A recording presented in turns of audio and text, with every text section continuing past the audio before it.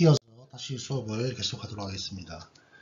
첫 번째 시간에 슬라이드 중에 하나 오류가 있습니다. 왓슨은 아직까지 살아계십니다. DNA 이중 구조를 발견한 다음에 영국에서 연구 생활을 접고 미국으로 돌아와서 미국에서 이제 연구자 생활을 하고 있죠. 2000년도까지 휴먼 지놈 프로젝트를 총책임하는 또 역할도 하였고, 현재까지 원로 과학자로서 많은 학회 강연도 하고 그런 걸로 알고 있습니다. 자, 교과서 내용 다시 시작하도록 하겠습니다. 3번요. 6페이지 3번. 생물 분자의 다양한 특징과 크기라는 말이 나와 있는데 간단히 보고 넘어가도록 하겠습니다. 이 그림은 인간 염색체의 DNA 일부를 보여주는 모습입니다. 이중나선으로 해서 꼬여있는 모습들이 촘촘하게 박혀 있고요.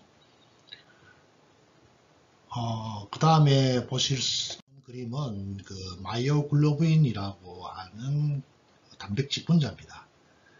이 근육에서 산소를 운반하는데 핵심적인 역할을 하는 단백질 분자가 되겠고, 이건 또 차후 좀 더 구체적으로 교과서에서 다룰 것입니다. 이런 DNA나 단백질과 같은 생물학적 거대 분자에 대한 예를 설명하기 위해서 이 그림을 보여주는 것이고요. 교과서 7페이지 왼쪽 세 번째 줄에 생물학적 거대 분자 이런 표현이 있고, 유기체는 단백질, 핵산, 탄수화물, 지질 등 4종류의 거대 분자를 가지고 있습니다.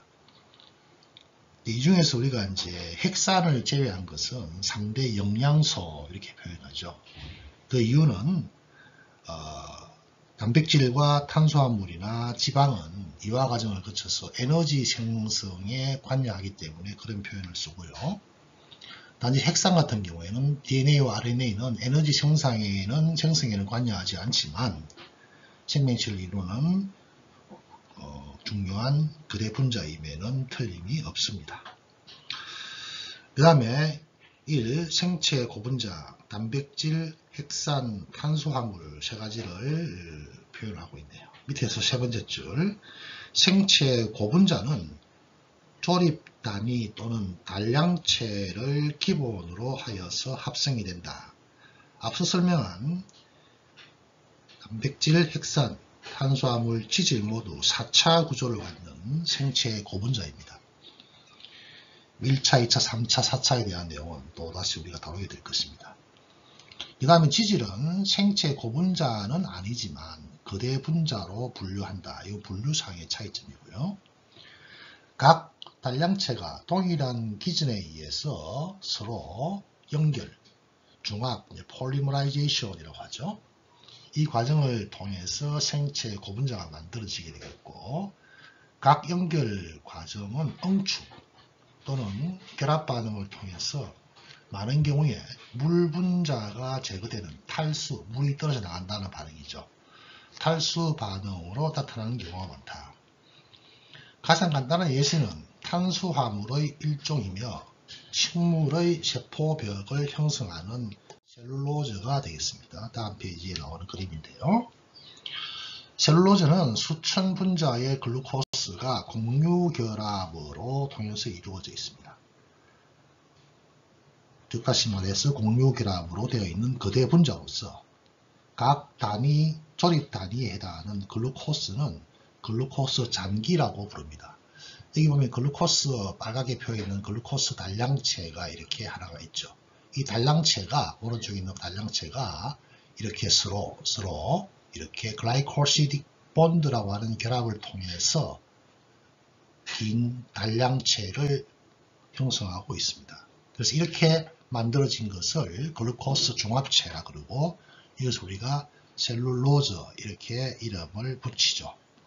이렇게 셀룰로즈는 단당류가 길게 연결되어 있는 중합체입니다. 그래서 우리가 다당류, 다당체 이렇게 이야기합니다. 셀룰로즈에서 알 수 있듯이 동종 중합체는 동일한 단량체가 결합이 되어서 형성이 된다. 그러면은 좀 전에 얘기했듯이 셀룰로즈라고 하는 것은 베타 D 글루코스 단량체만으로 구성이 되어 있기 때문에 동일한 성분으로 되어 있다. 그래서 우리가 동종 융합체라 그러고요. 만약에 조금 구조가 다른 단량체가 모여서 긴 단량체를 유도한다면, 종합체를 만든다면 그거는 이종 종합체라는 표현을 쓰게 될 것입니다. 그 다음에 헥산 또한 마찬가지다 이런 표현이 있네요. 밑에 이제 헥산 그림을 보여주고 있는데요. 자, 헥산은 여러분 잘 아시다시피 4개의 뉴클레오타이드로 구성이 되어 있는 중합체입니다. 우리 헥산 뉴클레이크 애시드 또는 폴리 뉴클레이크 애시드라고 부릅니다. 마찬가지로 단백질은 20개의 각기 다른 아미노산으로 구성이 되어 있습니다. 그래서 단백질과 단백질 사이의 결합은 우리가 펩타이드 본드라고 이야기하게 되겠고, 이 펩타이드 본드에 의해서 20개의 다른 종류의 아미노산들이 길게 연결되어 있기 때문에 우리가 이것을 폴리펩타이드 이렇게 이야기합니다. 자, 다시 한 번 더 이 그림을 보게 되면요, 밑에 있는 경우에는 이런 인산들이 중심이 되어서 뉴클레이크 애시드들로서 연결되어 있는 구조를 보여주고 있습니다. DNA와 RNA 구조에 대해서 지식이 있는 분들은 이 그림이 어떤 것임을 의미하는지를 잘 알 수 있을 것이고요. 향후 기회가 되면 이 구조에 대한 내용도 다루게 될 것입니다. 이렇게 형성된 폴리머 중합체들이죠. 이것들은 세포의 구조와 기능을 유지하고 수행하는 데 매우 중요한 역할을 합니다. 다당류는 셀룰로즈의 예시에서 보시다시피 이것들은 구조적인 안정성을 유지하며 우리가 스타치라고 알려져 있는 전분의 형태로서 에너지를 제공하는 데 기여합니다. 핵산에 해당하는 RNA, DNA, RNA는 유전 정보의 저장, 전송, 그 다음에 발현을 담당하고요. 단백질은 다당류나 핵산보다 구조적으로 다양하며 더 광범위한 기능을 수행합니다.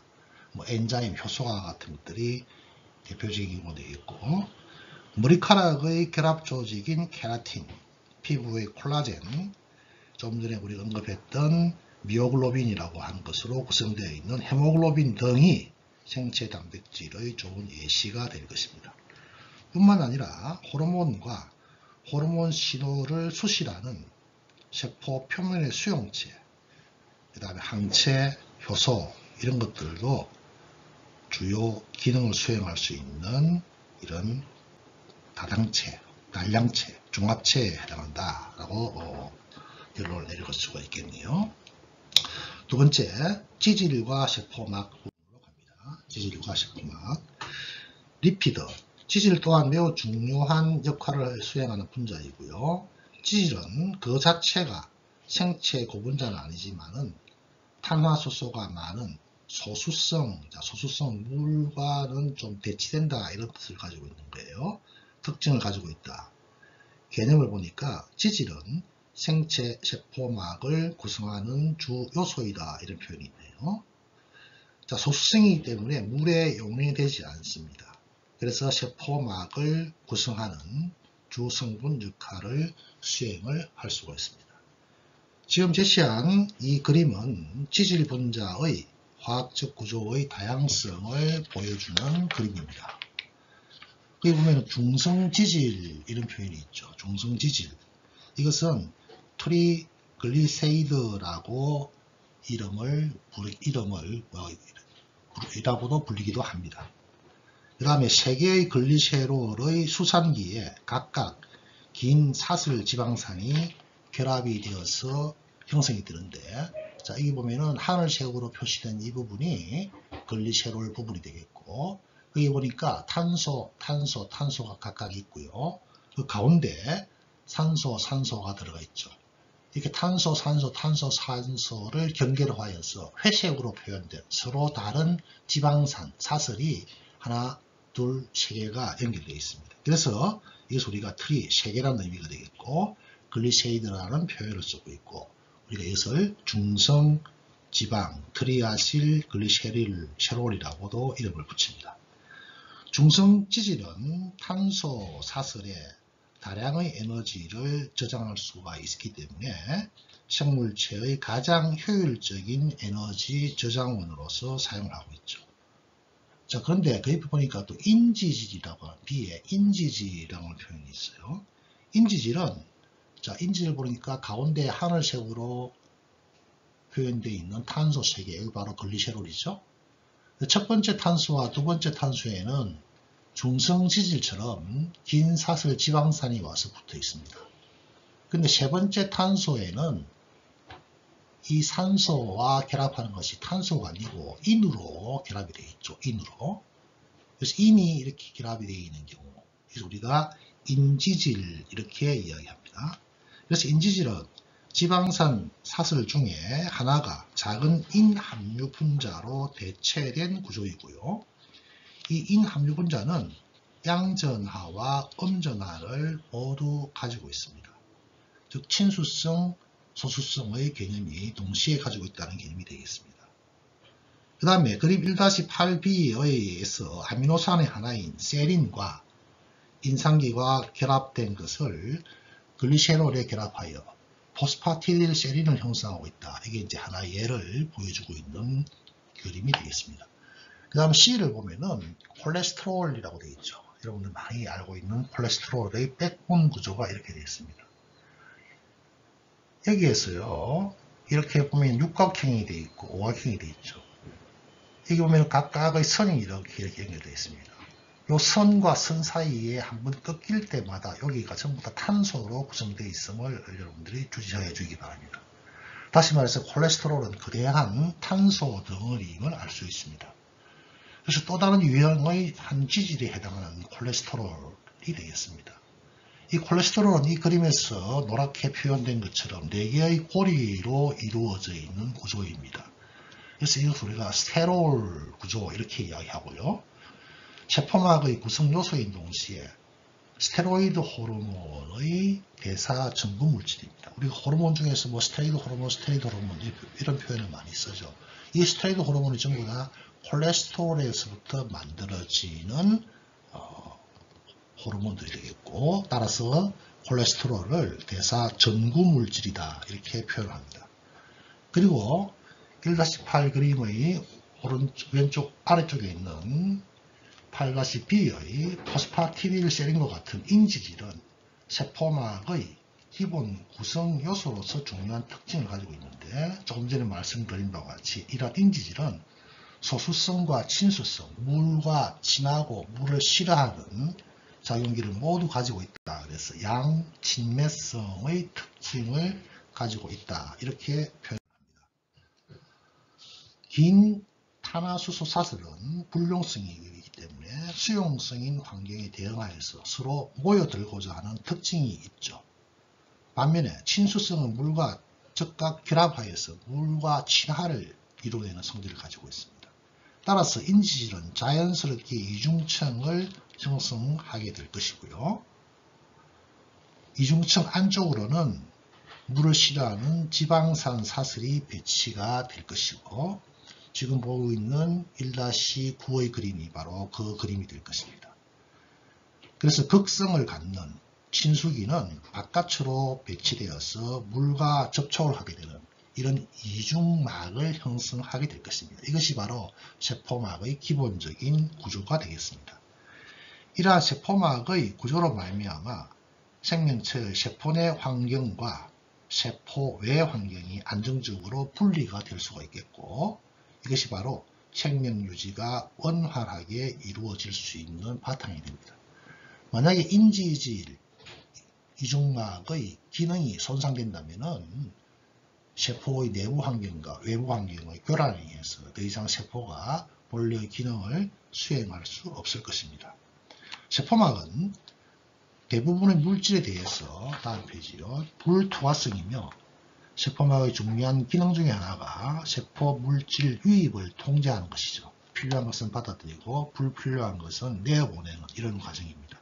즉 세포막을 통과한 물질의 유입과 유출은 단백질을 통해서, 세포막을 구성하고 있는 단백질을 통해서 이루어지고 있습니다.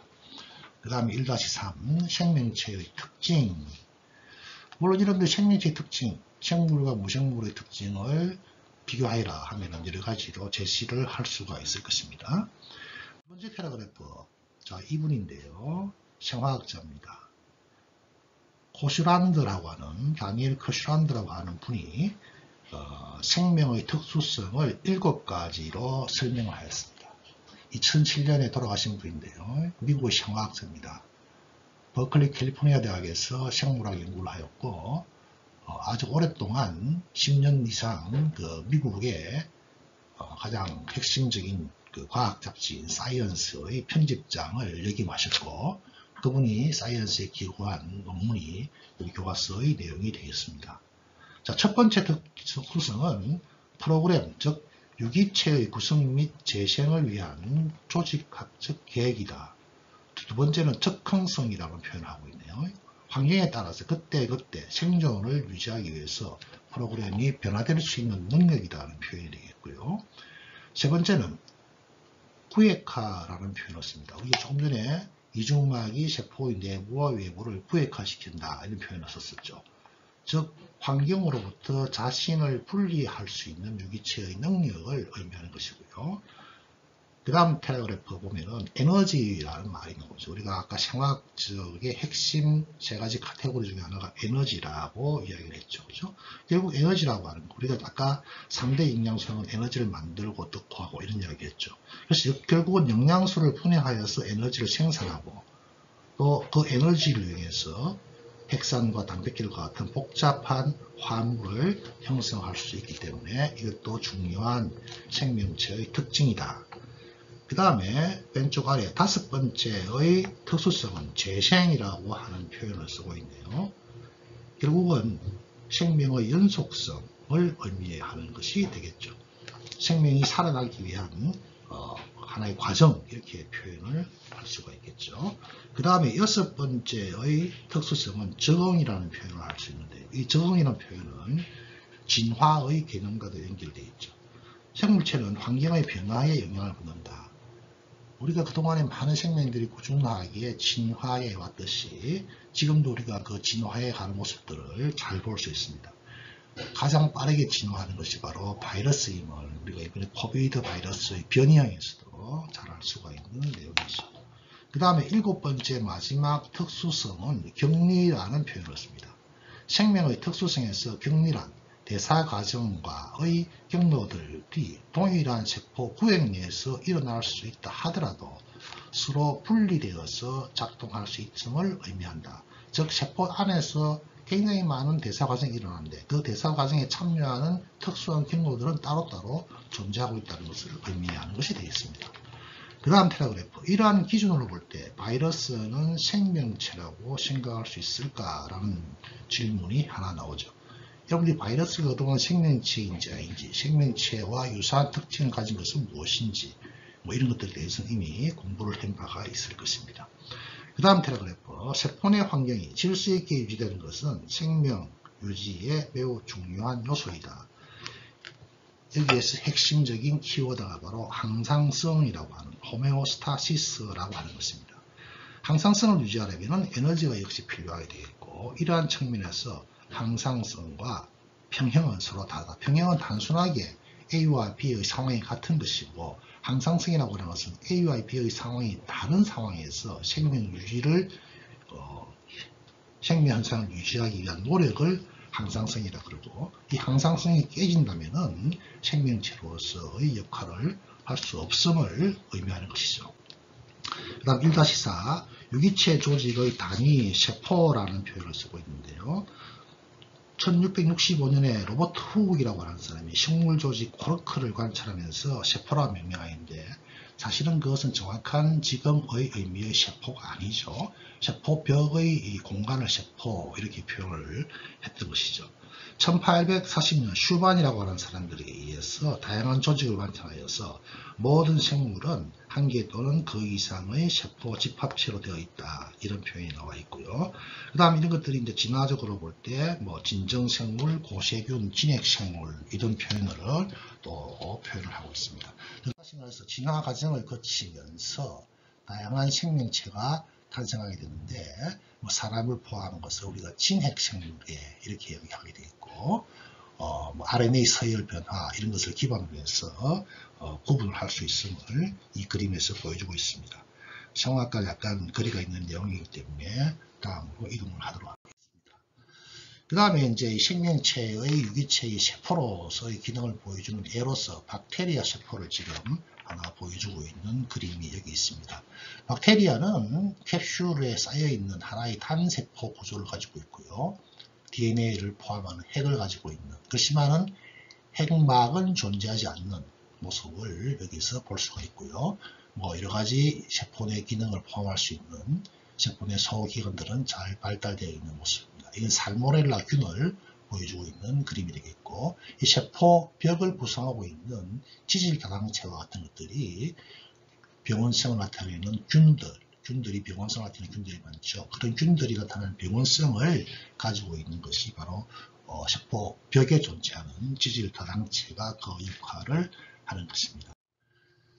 그 다음에 여러분들이 그동안에 뭐 식물세포와 동물세포의 차이점이 뭐다 이런 것에 대해서는 이미 잘 알고 계실 것입니다. 큰 차이점은 이것처럼 세포벽이 있느냐 없느냐 이런 큰 차이점이죠. 식물세포에서 세포벽은 굉장히 중요한 역할을 많이 합니다. 즉 세포가 팽창되는 것을 어느 정도 더 이상 팽창되지 못하게 할 수 있는 물리적인 그 배리어 역할을 하는 것도 굉장히 중요한 역할을 하고 있고, 또 식물체에서는 엽록체 이런 것들이 이렇게 나타나 있는 것을 알 수가 있죠. 기본적인 구조는 동물세포하고 다 유사한 것은 이미 잘 알려져 있는 내용들이고요. 그 다음 최근 들어서 이 이제 생화학이 굉장히 다이나믹하게 바뀌고 있다는 것을 보여주고 있는 것이, 그런 것을 설명하고자 하는 것이 1-5 생화학과 거대한 정보에 대한 분야입니다. 그래서 최근 들어서는 생명체가 가지고 있는 유전체의 정보를 동시에 해석할 수 있는 방법, 이런 것들이 또 많이 개발되어 있어서 우리 생물정보학이라는 표현을 쓰고 있습니다. 13페이지에 두 번째 패러그래프를 보게 되면 유전체 하이라고 하는 이런 표현도 있고요. 전체 지놈을 고려하여서 유전체의 유전 정보에 대한 전반을 아우르는 학문을 유전체학 이렇게 이야기하고 있고, 이 그림은 마이크로 어레이라고 하는 실험 방법입니다. 이 각각의 점 하나하나가 유전자 정보를 서로 다른 유전자 정보를 올려놓은 그림입니다. 거기다가 내가 조사하고자 하고 있는 RNA 샘플을 위에다가 이렇게 같이 혼합을 시키게 됩니다. 그러면은 발현의 빈도가 높은 유전자는 색깔이 밝게 나타난다든지 다른 색깔로 표현된다든지 하는 이런 표현을 쓰게 되죠. 그래서 전체적인 유전체의 정보를 동시에 알 수 있는 그런 테크닉이 바로 이런 마이크로 어레이라고 하는 이런 기술이 되겠습니다. 이것이 이제 DNA, RNA와 같은 핵산을 기본으로 한 그 생물 정보라면 또 단백질 전체를 보여주는 그 프로테오점이라고 하는 기법입니다. 이건 전기운동이라고 하는 방법에 의해서 단백질을 분리하여서 어떤 단백질이 차이가 나는지를 볼 수 있는 그런 테크닉을 보여주는 그림이 되겠고요.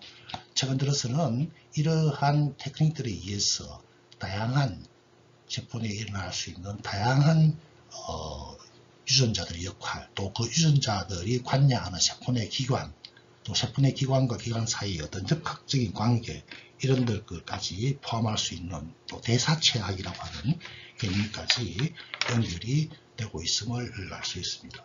특히 최근 들어서는 우리가 조사하고자 하는 어떤 DNA 샘플이나 이런 게 있다면 그 DNA 샘플을 끄집어내어서 쉽게 분석할 수 있는 테크닉이 굉장히 많이 발전되어 있죠. 그 발전되어 있는 것을 현재 우리가 코비드 상황에서도 굉장히 빨리 알 수도 있고, 이러한 그 생명과학적인 실험 테크닉의 발전은 결국은 진단 기술의 발전, 그 다음에 어떤 백신 개발뿐만 아니라 치료 기술의 개발로 이루어지고 있음을 최근 들어서 여러분들이 잘 접하고 있다는 것을 알 수 있습니다. 이 그림은 저희 연구실에서 유전체 정보를 이용해서 분석할 수 있는 방법 하나를 보여드린 것인데, 시간 관계상 이에 대한 그 상세한 내용은 생략하겠습니다. 단지 여기서 색깔이 초록색과 진홍색으로 나타난 게 있죠. 이 색깔에 비해서 이 색깔이 짙은 부분은 유전자의 발현이 굉장히 증가한다. 그래서 각각 유전자가 어떻게 바뀌는지를 조사할 수 있는 그런 내용들을 보여주는 이야기가 되겠습니다. 이걸로 1장을 마치도록 하겠고, 1장에서는 여러분들이 이런 생화학을 배울 수 있는, 배워야 하는 기본적인 개념에 대한 이야기, 그리고 앞으로 여러분들이 생화학을 하다 보면은 여러분들이 그동안에 접하지 않았던, 접하지 못했던 굉장히 다양한 용어들이 굉장히 많이 나올 겁니다. 그 용어들을 여러분들이 빨리빨리 이해하고 또 암기하여서 숙지하지 못한다면은 생화 강의를 소화하는데 굉장히 어려움이 많을 것입니다.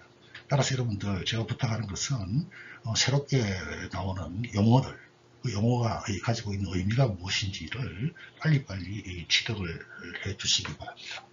잠시 쉬었다가 다음 시간으로 연결하도록 하겠습니다.